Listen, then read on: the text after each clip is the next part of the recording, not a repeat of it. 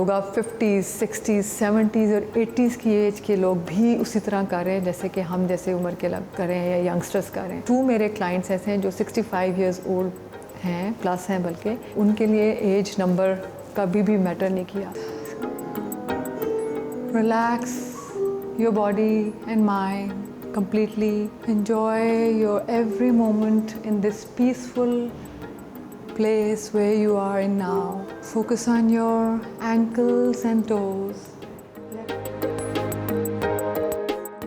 योगा के जो आइडियल एक प्लेस की जो फीलिंग है वो है कंप्लीट साइलेंस। जो योगा करने वाला बंदा है वो जब ब्रीदिंग कर रहा है या कनेक्ट हो रहा है तो वो एनर्जीज़ जो कि आपके इर्द गिर्द होती हैं वो इनहेल कर रहा है और अपनी एनर्जीज एक्सेल कर रहा है। इसका मतलब ये भी नहीं है कि आप हिमालयाज़ पे चले जाएँ या पहाड़ों में चले जाएँ और समझें कि उसके अलावा कहीं योगा नहीं हो सकता। No, you can do yoga in every space where you feel कि साइलेंस, नेचर, खामोशी और एनर्जीज क्या रोल प्ले कर रही हैं। Let your body be part of these fine moments with yourself in this space. वो एक क्रेज़ तो हमेशा हर एक को होता है कि भी पतले होना है, फिट होना है। तो I had been doing all kinds of exercises. मैंने कार्डियो एक्सरसाइजेज की हैं, मैंने पिलाटेस किया है, मैंने जुम्बा किया है, मैंने जिम्स ज्वाइन किए हैं।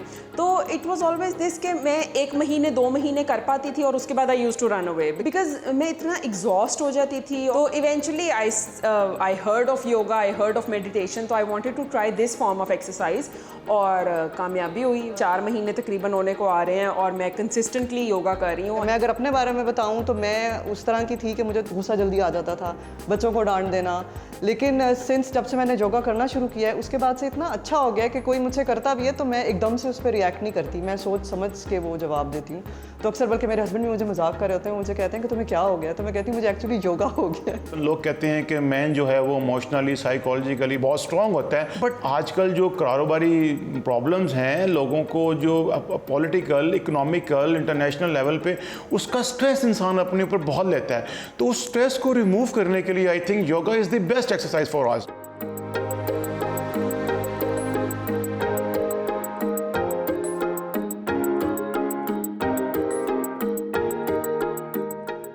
योगा का किसी रिलीजन से कोई ताल्लुक नहीं। It's a myth about yoga कि it has some religious background. No, it's just a philosophy and it is a mindset जो आप अपनी बॉडी की पूरी इंगेजमेंट के साथ इन्वॉल्व होकर करते हैं। इसका इम्पैक्ट आपका emotional, physical, intellectual and spiritual सारे एस्पेक्ट्स के साथ रिलेटेड है। सूर्य नमस्कार कर लिया या आपके 1-2 स्पेसिफिक पोजेज होते हैं कि ये तो सिर्फ ड्रामा है या ये जो मेडिटेशन है ये लिटा के बस कुछ भी बोल देते हैं, म्यूज़िक लगा लेते हैं, ये सब मिसकंसेप्शंस हैं। शायद योगा करने से पहले या हिना के साथ क्लासेस लेने से पहले मुझे भी कहीं ना कहीं ऐसा लगता था, लेकिन when you do it you get to know कि what actually it is. Join your palms together, look up toward your thumbs and say. This is your triangle. Don't press your hand hard. Straighten up your leg. Look up toward this triangle. Okay. You don't bend your knee further. हाथा है, अष्टांगा है, विन्यासा है, जिसमें postures की formation ऐसी होती है जो आपकी ब्रीदिंग को माइंड और बॉडी के साथ कनेक्ट करती है। तो हर बॉडी और हर बंदे का डिफरेंट डिमांड होती है। कुछ लोग जब तक वर्कआउट नहीं करते हैं उनको लगता है कि उनके अंदर वो चीज़ें जिसे हम कहते हैं हार्मोनल रिलीज़, जिसमें आपके हैप्पी हार्मोन्स रिलीज़ होते हैं। कुछ लोगों को मेडिटेशन में वो अटेन होते हैं, कुछ लोग फिज़िकल पॉस्चर में। तो योगा के डिफरेंट जो स्टाइल्स हैं वो इन सारी चीज़ों को कैटर करते हैं।